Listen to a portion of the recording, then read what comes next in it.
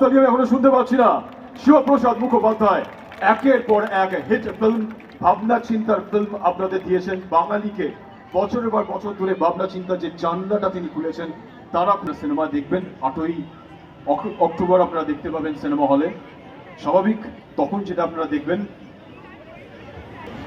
যাদের হাতে মোবাইল রয়েছে তারা ছবি তুলুন, রিল করুন, ভিডিও করুন, পোস্ট করুন সোশ্যাল মিডিয়াতে। যত বেশি মানুষ জানতে পারবেন বহুরূপী আসছে, তত বেশি মানুষ এই অভিনব গল্পটা দেখবেন। যে গল্পের বেশ কিছু ইউএসপি ইতিমধ্যে বলেছি, গানগুলো নিয়ে, সিনেমার গল্প নিয়ে, যে গল্পটা বাস্তব ঘটনার উপর ভিত্তি করে, যেখানে সিনেমার ডায়লগই রয়েছে, সরকার যদি ইত্যাদি ইত্যাদি।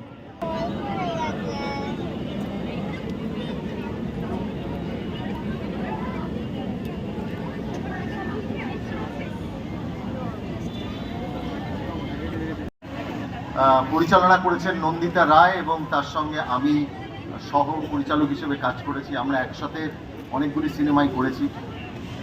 আর বলতে পারি এই সিনেমায় যেহেতু অভিনয় করেছি, কাজেই এই সিনেমায় মূল পরিচালক হিসেবে আমি নন্দিতা রায়কেই বলবো। মেট্রোপলিটন দুর্গা বাড়ির সঙ্গে আমাদের একটা অদ্ভুত যোগ আছে। এর আগের বছরই আমরা আমাদের রক্তবীজ বলে একটা সিনেমা করেছিলাম। সেই রক্তবীজ সিনেমার একটা গান আমরা লঞ্চ করেছিলাম এখানে। আর মায়ের আশীর্বাদ আমরা পেয়েছিলাম। মেট্রোপলিটন দুর্গাবাড়ির যারা এখানকার যত মানুষ আছে তাদের আশীর্বাদ, ভালোবাসা, শুভেচ্ছা সবই পেয়েছিলাম। আর তা না হলে রক্তবীজ ওই বিপুল সাফল্য পেতে পারত না, রক্তবীজ এতটা ভালোবাসা দর্শকদের পেতে পারত না। সেটা মায়ের আশীর্বাদ ছাড়া হয় না। তাই আমি জীবনদাকে, জীবন সাহাকে আমি অনুরোধ করেছিলাম যে যদি কোনোভাবে এবারও যদি সেরকম একটা পরিস্থিতি তৈরি করা যায়, যাতে মার আশীর্বাদ নিয়েই আমরা 8 তারিখ অর্থাৎ পরশু দিন আমাদের এবছরের পুজোর সিনেমা বহুরূপী আমরা লঞ্চ করতে পারি। তাই মার আশীর্বাদ ছাড়া, আপনাদের শুভেচ্ছা আর ভালোবাসা ছাড়া এটা সম্ভব হতো না। আমাদের এন্টায়ার স্টার কাস্ট এবং আমাদের যারা এই সিনেমার যারা মিউজিকের দায়িত্বে রয়েছেন তারা সবাই আজকে রয়েছেন। ইতিমধ্যে আমাদের মধ্যে এসে পড়েছেন আমাদের এই সিনেমার অন্যতম অভিনেত্রী। আমাদের উইন্ডোজের সঙ্গে তার একটা দীর্ঘ একটা পথ চলা রয়েছে। আমরা 3টি সিনেমা ইতিমধ্যেই তিনি করেছেন। তার নাম রীতাভরি চক্রবর্তী। আমি শ্রী জীবন সাহাকে আরেকবার অনুরোধ করব, রীতাভরিকে যদি একবার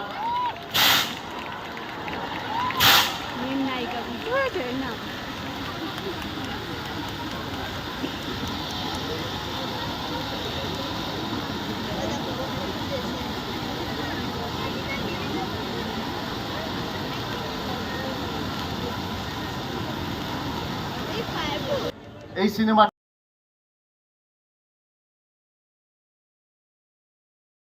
বসন্তের গায়ে হলুদ, কাল বসন্তের বিয়ে গো।